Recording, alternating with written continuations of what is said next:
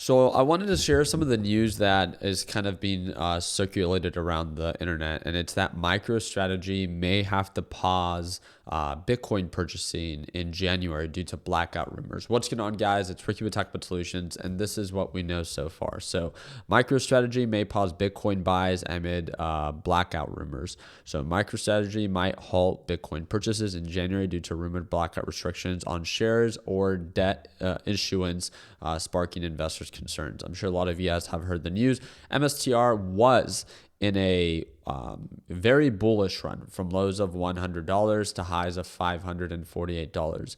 After it hit $500 per share, I started making videos about it on YouTube saying that, hey, it's incredibly overhyped up, it's overvalued, and just like SMCI, it's due for a crash. Shortly after, it peaked at 548. Again, you never know how high a pump and dump can go. It peaked and then finally began to correct itself. Ever since then, it hasn't been able to surpass 458. Even Bitcoin ended up hitting new all-time highs, and MicroStrategy did not. For those that do not know, MicroStrategy is a software company actually, right? But their software business is not the reason that they're trading the way that they are. It's because Michael Saylor, who's one of the co-founders, no longer the CEO, pretty much just sells convertible bonds, pretty much sells everything, all the shares that they own for MicroStrategy, and just buys Bitcoin.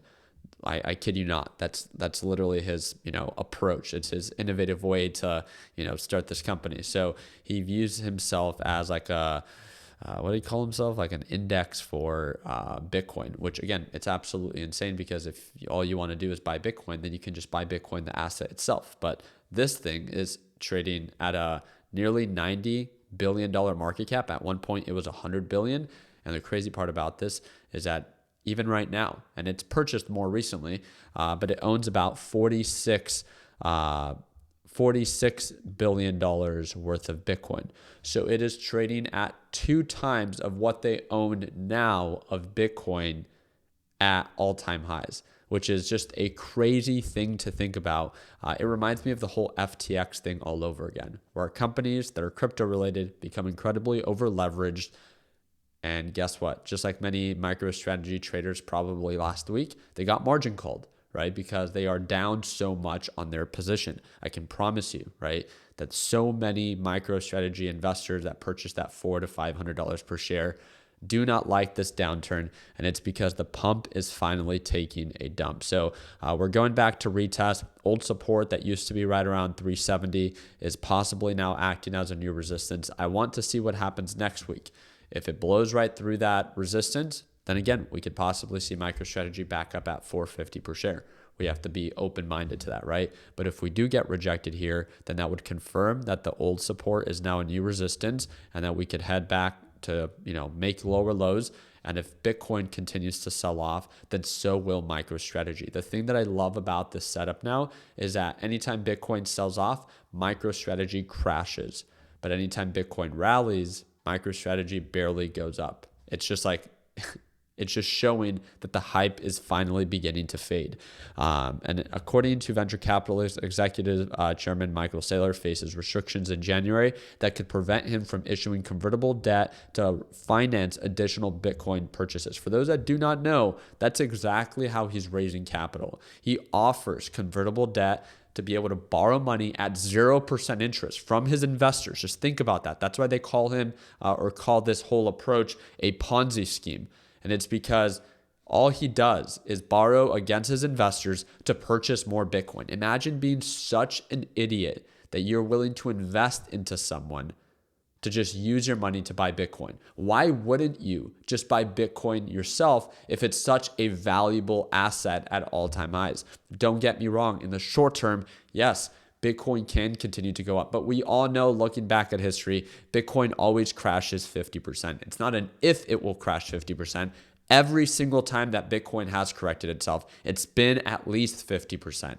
So I think that this is anytime someone's incredibly over leveraged at extreme overbought levels, you're really setting yourself up for failure. I mean, they even explained it in this article where they're saying MicroStrategy is walking on a tightrope by using leverage to buy Bitcoin.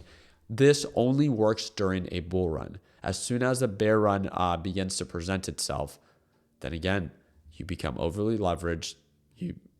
What happens if you get margin called, right? And then at that point, if all the money that you've made because you haven't realized it, because you haven't taken profits, because he has no intention to take profits, if it begins to correct itself, I think MicroStrategy's current price per share or price per coin is right around like $61,000 or $66,000. I think they explained it in this article where he owns about $46.02 billion worth of Bitcoin, which, don't get me wrong, is a ton of Bitcoin, and it sounds great during this bull run. They will call him a genius during this bull run, right? But as soon as this market begins to turn, again, it happens all the time, then you're overly leveraged at overbought levels, it corrects itself, and then you're viewed as an idiot, right? Because now you're overly leveraged at extreme overbought levels, and then again, you're down on your investment. And how long is it going to take for Bitcoin then to recover? Again, it's incredibly risky. Of course, if Bitcoin continues to skyrocket and the demand continues, then sure, that is the hope. But we have to be realistic and understand that the downside risk is so great. MSTR shares are up 460% year to date. This surge has elevated the company into the top 100 publicly traded firms, which again reminds me a lot of SMCI. People are like, this is nothing like SMCI. This is nothing like SMCI. I don't know if you guys know this, but when MSTR just got added to NASDAQ, did you see what stock got removed? SMCI. SMCI was one of the stocks that got added to the NASDAQ 100 back in July of 2024, just a few months ago. So I want to remind you, getting added to the NASDAQ 100 doesn't mean that you're going to stay there, especially if the success of your company is short-lived. You'll eventually end up getting removed, just like we saw with SMCI, right? I think, again, 100%, just my opinion. And please, if you think that I'm wrong, you're entitled to your opinion. There's two sides to every opportunity. I feel like you've missed the rally already if you're trying to get in long-term on MSTR, because those that made money are the ones that bought at $100, maybe $200 per share, and that are up a ton. Hopefully you're doing your part in taking profits, however it is that you see fit over here.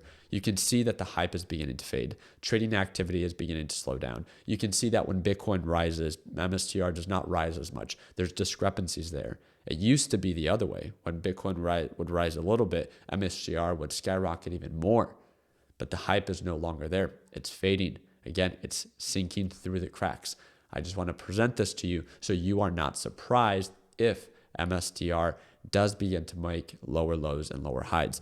Again, just like any pump and dump, once the hype begins to fade, then again, it all comes tumbling down. It's unfortunate, but especially if Bitcoin breaks below $90,000 per coin, you guys have heard me say it before, that would be absolutely devastating for MSTR.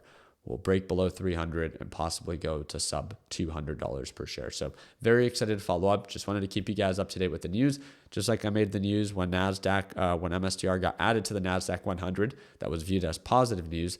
I also want to talk about the bat, right? And it's the only way that we should be approaching the market. It's by always talking about both sides. So again, if you ever have any questions, feel free to comment down below. I do trade live every single morning. A lot of my trading does have to do with shorting right now. As markets are incredibly overbought, I often do short MicroStrategy when price action supports it. If you ever want to watch me trade live, it's the second link in the description down below, and you can watch me for $1 a day is what it breaks down to. I appreciate your time like always. Let's make sure that we end the year on a green note. Take care, team.